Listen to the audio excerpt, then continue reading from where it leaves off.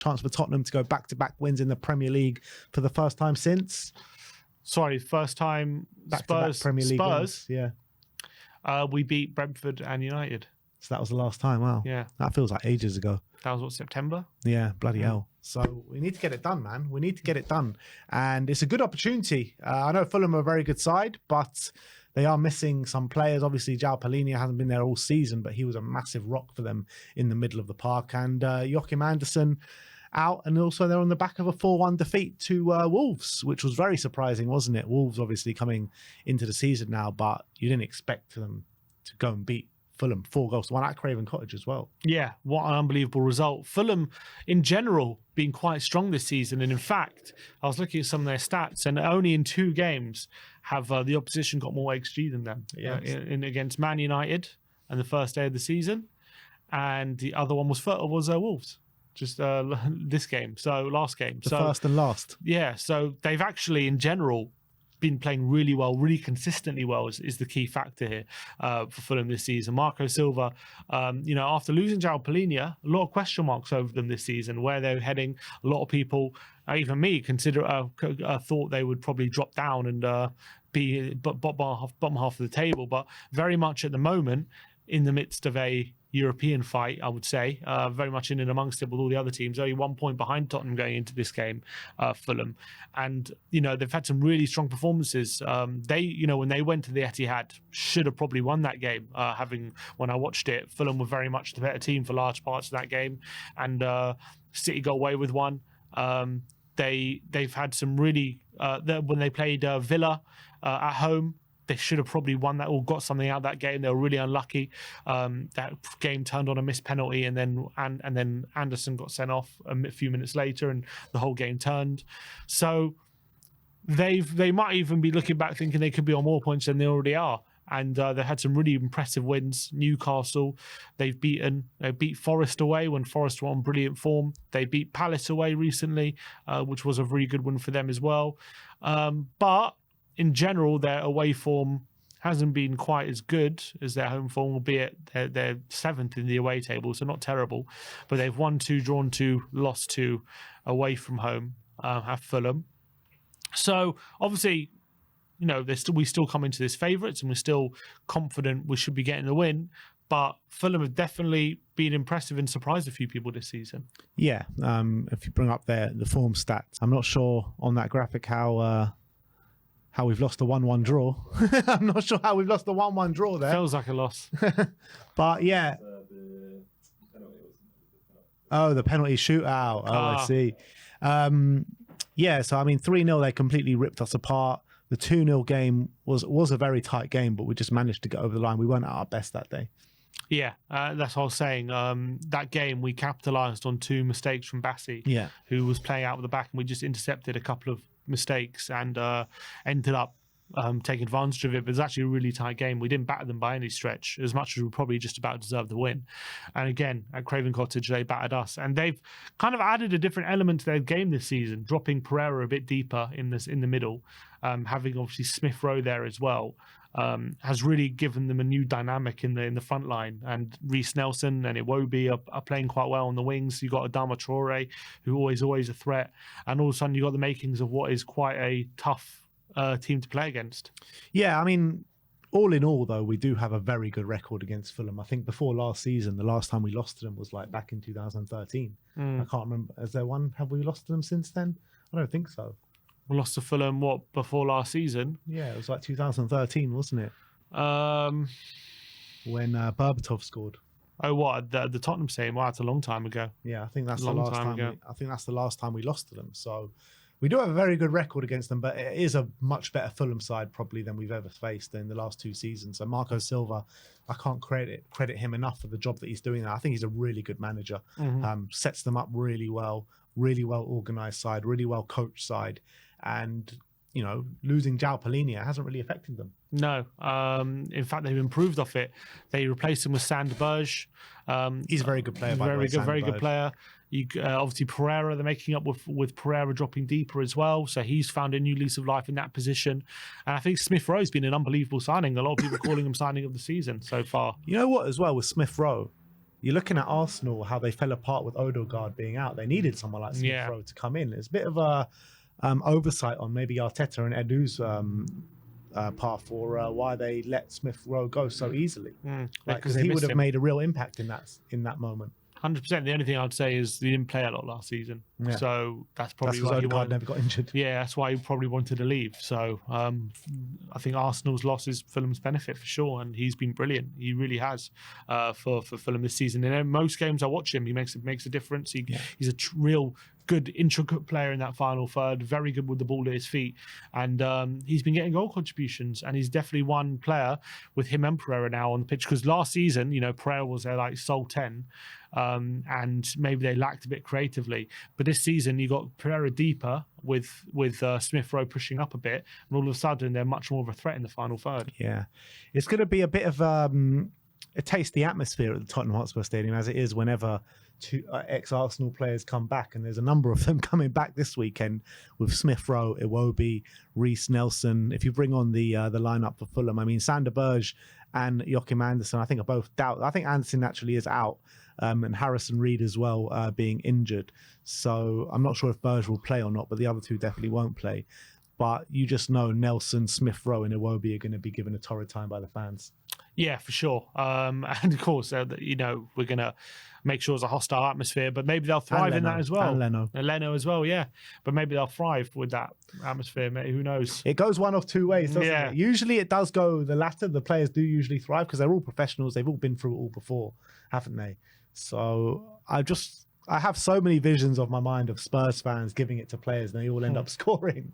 This is one of these games where, on paper, obviously, we should be getting a win. We're going to be favourites, but it's one of those games where if you're off it by 1%, Fulham are much a good enough side to come to your stadium and get a win, especially the way they're playing. And obviously, I mean, we've seen that already this season with the likes of Ipswich beating us at the Tottenham Stadium, but Fulham have been brilliant this season. They really have. I haven't seen a game where I've seen them play badly, to be honest, so far this season. As much as they haven't picked up results in all their games, in most of their games they play really well. Obviously, maybe the Wolves game, the last one, maybe that was a bit of a reality check for them, the way they got battered. And maybe we got to take a bit of inspiration from that, not in a sense of we got to play like Wolves, but obviously Wolves are a much more transitional team, and we have also we look at the City game, we were much better playing a bit more transitionally. So maybe we have to look at that and think, do we go in that kind of direction? That's the way that they're going to be looking at this game. They're going to want to try and hit us on the transition. They've got great transitional players as well. The way that Marco Silva has got the best out of Iwobi, he's got the best out of Smith Rowe. Nelson's been mucking in a couple of games as well. Adama Traore has probably been the best he's been for a couple of seasons this year as well. So, and Raul Jimenez. So he's really getting these forward players firing, and they're also a very transitional team. But what I want to see is Spurs insert their physical dominance in the middle of the park with Bissouma, with Pape Matar, and with potentially James Maddison as well. You really think we should have the physical edge over them in midfield? Yeah, because as much as Berge is physical, he's not as physical as Paulinho if he's not playing. I mean, Lukic is also quite physical, but that's obviously just one player, they're not as physical, definitely not as physical as Paulinho used to be. And you look at what Bissouma and Sarr could offer in that role compared to in terms of legs. We should be able to get some sort of advantage there. I'm quite a bit worried about Anthony Robinson on the left-hand side. We do tend to struggle sometimes with fullbacks who get forward and cause overloads. So I think that's probably a big reason why Decky might go back out wide. I think he could be crucial for that. I look at their back line, and I actually think Anderson did a great job playing out from the back. But when he's not doing it, I feel like when I look at Diop and I look at Bassi, they're not the best. They're good physical players, but I think they can be pressured and we can force mistakes out of them. So I think we did that last season, definitely to Bassi, who I remember was playing on the wrong side. He was playing on the right when he's a left-footed, but I do think he'll probably go back on the left side this time. But still, I don't think he's the best playing out the back. He can probably be... something can happen there, I think. Yeah, the thing is, because we've played so much football and the players did look a bit leggy in that second half yesterday, I am concerned coming up against a Fulham team who will be up for it and will be well rested. But if we can find that extra bit of energy in this game, if we're on top of our energy levels in this game, I think we win it, because press high from the front with Dom Solanke, Dejan Kulusevski as well. We all know how good pressers they are and how they don't give a moment for the centre-backs to be on the ball. So if we can physically dominate them in the midfield, press high from the front and keep winning the ball back in those areas, I do think we win this game. What's interesting is I look at the team we played there last season when we lost 3-0, and we could be very easily be playing the same middle three this season as last season, Basuma, Sarr and Maddison. But the difference is last season they had Paulinho next to a Lukic and Pereira. This season it could be just Lukic with Pereira and a Smith Rowe, and that's obviously a big decrease in physicality. And also in the back line they had Tosin with Bassi. This time it's more likely to be Diop, and Tosin is a much better player on the ball than Diop is. So I think there are definitely different kind of advantages. It was Dragoshin and Davis, wasn't it? No, Dragoshin and Romero. With Porro and Destiny, with obviously Vicario in goal. Obviously Decky was playing on the right on that occasion as well. Was this at Tottenham or at Fulham? This is at Fulham. Oh, at Fulham. This is the one at Fulham. So they definitely had a few different kind of advantages potentially on that occasion, which maybe we can take advantage of on this occasion. I'm trying to look at what the lineups were when we played them at our ground. Yeah, they had Bassi on the right, Reem on the left, which we took advantage of. But Reem was terrible that day as well. Bassi and Reem were bad. And they finishers up front, D Cordova-Reid on the right with Lukic and Paulinho. So definitely a lack of ability in the front line, which they're not going to have this time. They're definitely going to have a good attacking lineup this time. So a lot to be worried about. This is definitely a game we can easily drop points in. Of course it is. 100%. I am worried, particularly because of the case I was talking about just before, about us looking a bit leggy in that second half on Thursday night. And the last 3 times we played on Thursday night, we've lost the game on the Sunday. So we got to be bang at it if we're going to win this game, because Marco Silva is going to be laying into that team after that 4-1 defeat, and they're going to come into it with a bit of new energy. Reaction. With a reaction to try and win the next game. And they'll smell that there's chances in there for them. They really will, because with our high line, with the quality that they have going forward, with the good transitional players that they do have, it is a bit of a worry for me going into it. But I think if we stick to our game and if our energy levels are top notch, I think we can assert our authority on this. Yeah, and obviously last season, I think in both the games we had Son up front, and he got a goal and assist in the home game, but obviously took advantage of 2 mistakes from Bassi. The away game, he was kind of bullied out that game, and having Solanke there should make a bit of a difference in terms of Tottenham being able to hold the ball up in that final third, rather than just in that away game. I just remember it so clearly. We were going forward, and we actually got forward quite well, but what kept happening was when we got to that final third, we kept losing it, and the ball just kept coming back at us time and time again, and we kept getting overwhelmed. We weren't able to keep that ball in the final third. With Solanke there, hopefully that can be a big difference there, and we'll be able to sustain attacks a bit more with Sonny back out out wide as well. Yeah, you would think that he'll be able to make it stick a lot more, and also his aggressive nature, the way he presses from the front as well, could force mistakes. Yeah. So it's not just us playing out from us building up possession, but it's also when they're in their defense as well, when they're trying to play out. We've got threats from both ways. One player who I think Ange Ball's just mentioning now, who's been in great form recently, Harry Wilson off the bench as well. He's been coming off the bench and really providing quality for them. He's one of those players who's been in the Premier League for a while, and he's like a player who he's got a brilliant goal catalogue, but he's never really found a home or found a place in anyone's team. No one's really trusted him.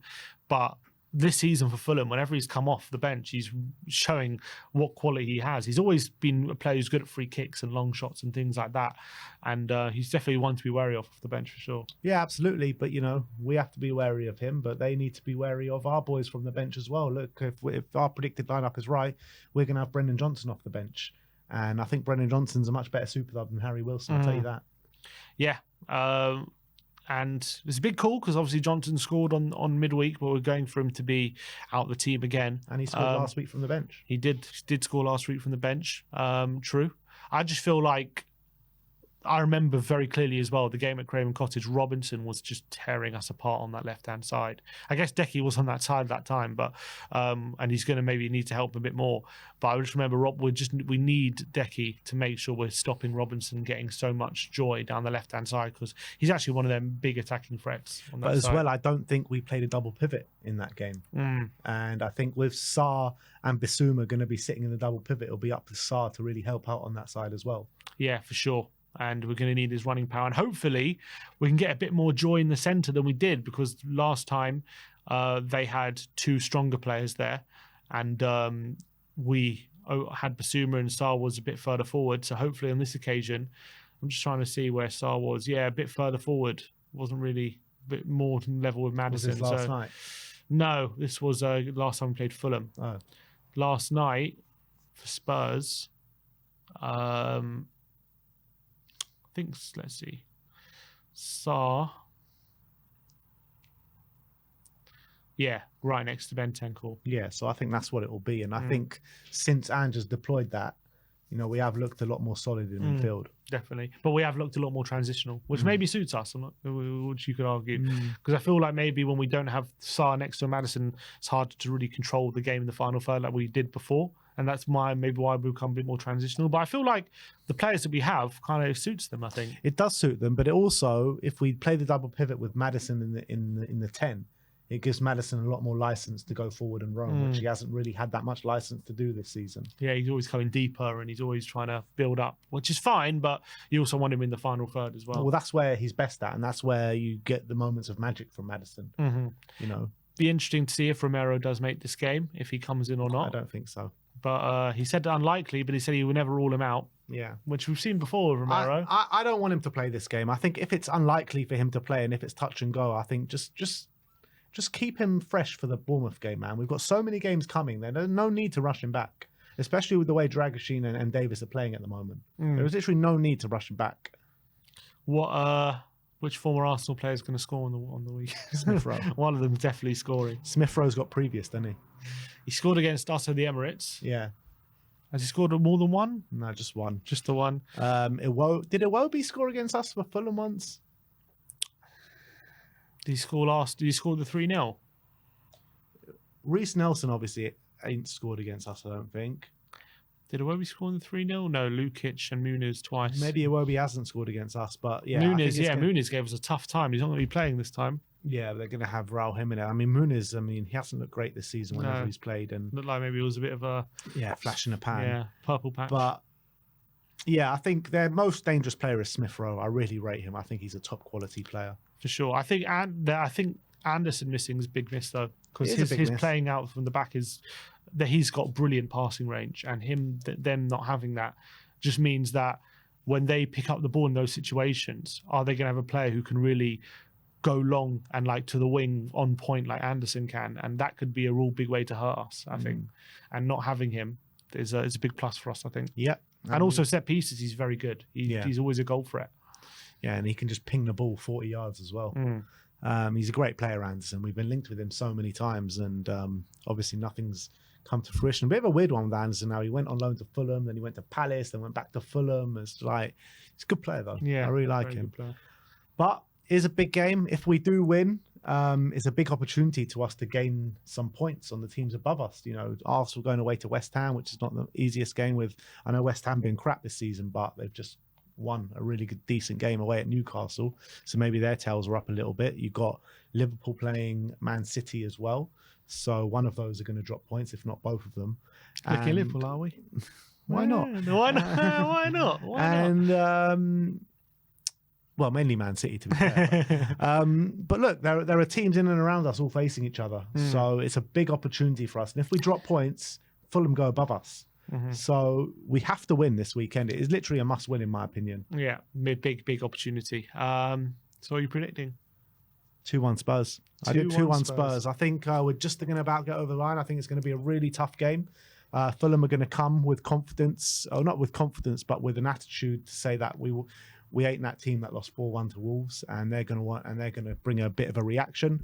But I feel like because of the situation that we just spoke about in the midfield that we've got over them, the double pivot that we're going to play and the aggressive nature of our forwards, pressing there maybe with Joachim Andersen not on the pitch, I really think that we can get the better of them. So I'm going 2-1. Yeah, I said 2-1 as well in my prediction. I think it's just one of those games where I'm on paper I'm confident of a win, but it's just one of those where you'll kind of know in the first 5 minutes on Sunday, like whether we're going to get the win or not. Like Fulham could easily turn up and play as they have done against the likes of City at the Etihad already this season and make it very, very difficult for us. And if we drop our game and our intensity by even 1%, Fulham can easily take advantage. They're in that kind of form and they've been playing that well. So it wouldn't be surprised if we drop points in this, but I'm just got to hope we've learned our lessons from how we've been playing after midweek. So I've just got to hope we've analysed what the causes of it and we've started to sort it out, because it's a big concern going into it. But if we have sorted out those issues and we create some of the chances we have been creating over the last couple of games, we should win this game. But I don't think it's going to be comfortable whatsoever. All right. Even at our best, I don't think it'll be comfortable. Yeah, absolutely. Let's hope we are at our best, because we're going to need to be at our best to take 3 points this weekend. But I'm very much looking forward to it. I am in the studio on Sunday with Amir. Sim is in the ground catching all the action and hopefully bringing 3 points back from N17 here to Potter's Bar. But that is it from us today. A nice long 2-hour, 15-minute stream for you, and still no sign of Mr. Box Office. But hopefully we'll get to speak to him soon. But thank you everyone for joining us today. We'll see you all on Sunday on match day. Like, subscribe and comment. And as always, come on you Spurs.